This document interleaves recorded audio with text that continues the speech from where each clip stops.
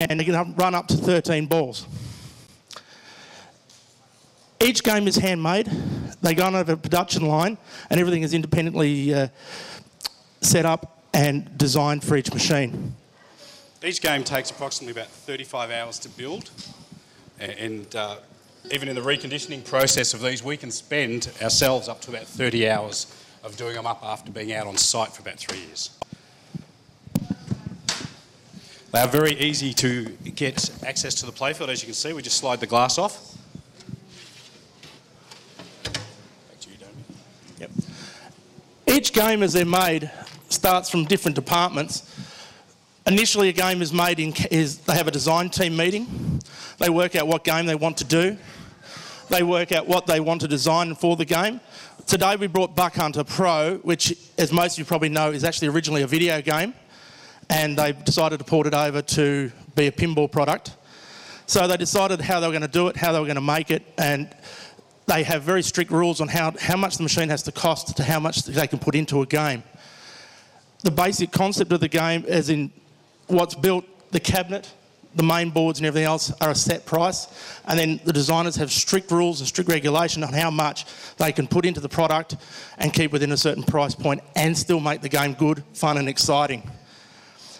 So first off, they'll get together, have that meeting, then they'll get together and they'll draw the entire thing in AutoCAD. They'll actually be able to play it in AutoCAD and try it out. A lot of the new visual pin MAME and stuff works very similar, but it doesn't actually give you the proper layouts for all the mechanics underneath the playfield.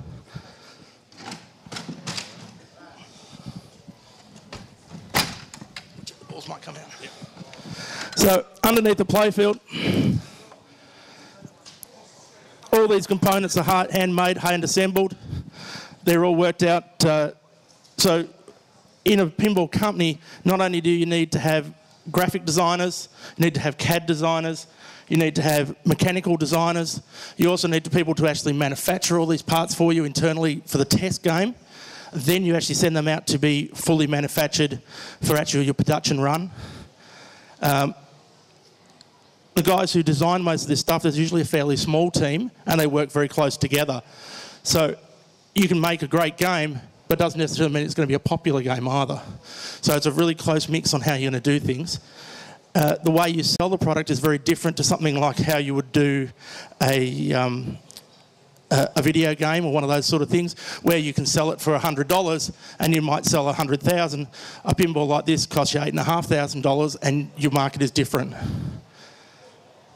The production of something like this one here, whereas years ago you'd find would be running 10 to 20,000 of a machine, like Adam's family, there's 20,000 units. Something like Big Buck Hunter, there was lucky to be 2,000 units made in the world, possibly 10 to 12 of them came to Australia. So there's very limited run nowadays of the new pinballs compared to what it was years ago. You'll notice with some of the toys that they have on here, they reuse a toy from an older machine to save costs, and every new machine they have, they put one brand new toy on or one brand new feature to add something different to the games that have been made. One of the things that personally I feel with our industry, being the pinball part, we also do video games and stuff for things like time zones and sell product like Namco and Konami and other people like that. Pinball has always been about the guys who design it and how they make it and what's inside their minds on how they actually get it into the game. Unfortunately, pinball died off a lot over the last few years, and a lot of the younger guys like yourselves haven't probably played them or never really got in touch with pinball because you don't see them in the local arcades, you don't see them in the local fish and chip shop or any of those sort of things anymore. What I'd always like to have is, as you guys sort of move through courses in school, whether you're doing graphic design, art, computer programming, any of those sort of things, is to maybe think about some of the things you can change from retro style gaming to what you can move it to today. A lot of things on a current pinball, they may use new technologies to do updates, like we use USB updating, where we used to have to do everything hardware-wise and actually copy EEPROMs and all the other things like that. They're programmed in C++. Some of the things you guys can think that, how can I manipulate just a little metal ball, and having a fresh approach could make such a difference to the world in pinball in particular, and especially into commercial amusement gaming. if you go to places like a Time Zone or one of those sort of places, you'll see a lot of the ticket games and all that sort of stuff. They have a lot of manipulation and mechanical type design of game that gets away from just the screen. And the younger guys could really make a difference in what you can make and what you can do with it. Bring the playfield down? Yeah. I'm trying to get someone up here to have a game.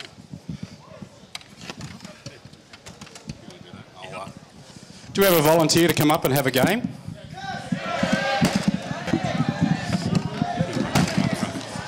How about a challenger? Here at the back there, yeah. Okay, you at the back with the sign as well? Do you want to come up? We can have 4. One more. Who's going to be allowed? With a hat, come on.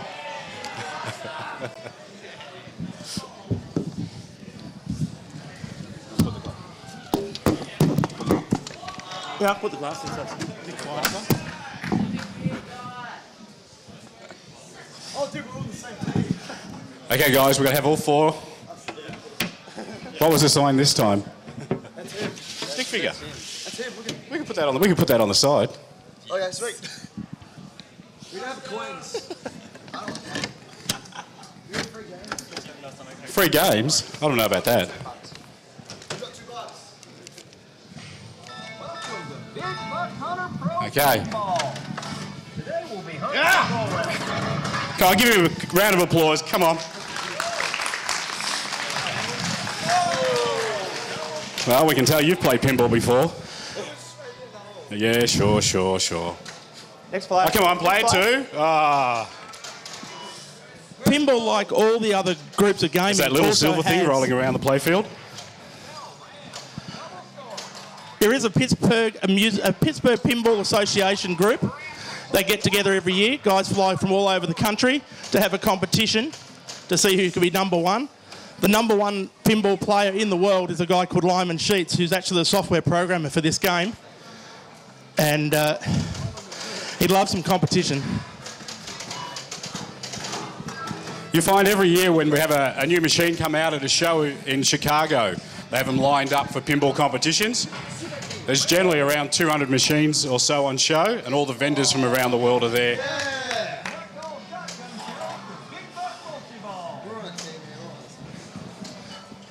The last game to come out from Stern Pinball was Iron Man, and it's basically based on the Iron Man 2 theme.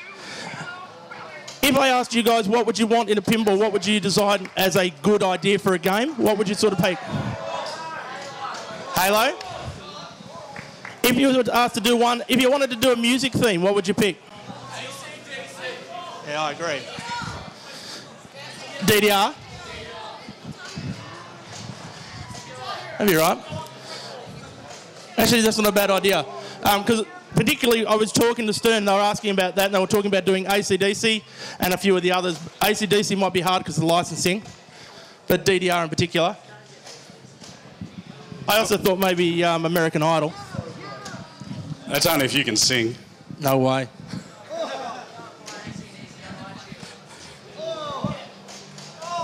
AC/DC is on the list that everyone's requesting to be done, whether Stern themselves can get the licensing through from AC/DC. At this stage, they're looking at another machine that's of a #1 movie that's just come out. Generally, all the new machines are either movie-based or some sort of theme-based at the moment. How we going, guys? We got a top scorer on here yet? Oh wait, I'm top scorer. The top score? At this stage, player number 3. Oh no, I'm player. Player I'm player 4. I'm player 3, okay. Oh, I'm top scorer. Sweet. Just one flipper at a time. Shot. How about a bit of noise for these guys? Come on. Come on, we can still hear the pinball. Tomorrow, when you get a chance to have a look at the visual pinball you're going to do with Andrew, have a look at the other pinball down the back, which is Pinball 2000. It was an idea and a concept that came up to try to revitalise pinball in the pinball world. And they've actually got a full design team just to do all the animation, and basically end up being a complete video game and a pinball all made together. It was a good concept, but they doubled all the amount of cost and money they had to put in to make it, and they haven't made any more since.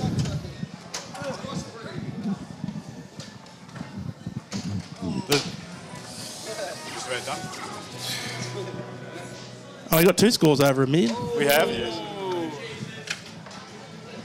Go, Jesus! So have we got any questions so far on a pinball machine? At the front, mate. Do you reckon you could ever change the colour of the ball? There are a pinball machine called Viper, has a glow-in-the-dark ball. There are others with features on the ball, so you can get different colours, yes.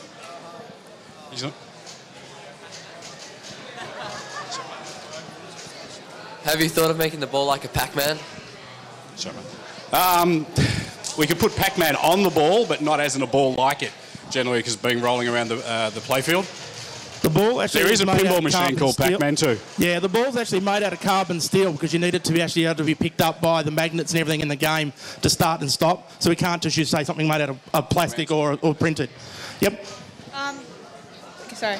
Going on the Pac-Man idea, have you ever thought about doing it so that the ball, that there are ghosts, and when they light up, and you go over them, the score goes down. But if you get a certain, like a cherry, like there'll be cherry everywhere somewhere on the board, and if you go over that, the ghost light will like change colour, and then when you go over them, you get double points or something. No, but I just listened to all that and I'll remember that. Thank you. Hey, so with the points you score, obviously, is the scale of points the same on each pinball machine? Is there some standard where a million points is good on every machine, or does some score just hand out points more? No, the score is, being a commercial product, there's 2 ways of playing pinball. You can play it as tournament, and then each game will be each player on that machine will be treated the same. If you play normal pinball, it actually will self-adjust itself a little bit. So if I'm playing and I'm really good and my mate's not very good at all, his score will come up a little bit, mine will come down a little bit, because if you look on current pinball nowadays, it no longer has actual numbers on anything. Like if you look at Playboy, it used to say hit this for 50, hit this for 25. This doesn't tell you. So if you've got a million points, you get an extra point. So only in tournament mode will it actually lock the scores in. I have a pinball suggestion. Tower defense pinball. Tower defense? Yeah, tower defense. All right.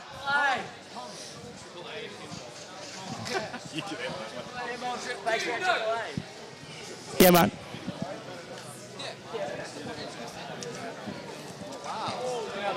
Really close. How much would it cost to get my own custom machine made? To actually make it? Yeah. Here we go. Here's our champion for the day, player 4. The machine in... Sorry. Look, can we have another 4 volunteers to come up and play while we keep going? All right, I just asked how much 1, it costs to make a machine. 2, 3. It costs you about 5 4. grand American to make one. We're selling for about 8. Next. Come on, guys, let's have another 4 play. Some of the costs that go into pinball... Go for it, guys. I know, player 1. To actually make a pinball machine from start to finish, it costs you $1 million in design time and manufacture just to make the first machine. To change the sounds and do a little bit of game reprogramming is $100,000 US, and you haven't made a product yet. Any other questions?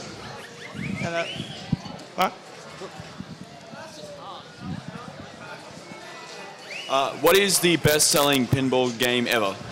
Oh, that's easy. Adam's Family. Adam's Family was the only pinball that was remanufactured by a company called Williams Bally Midway. Williams used to only make the games once, and after that run finished, they never made another one. Adam's Family, they re-released 1,000 units in gold. It is still probably one of the most collectible machines in the world.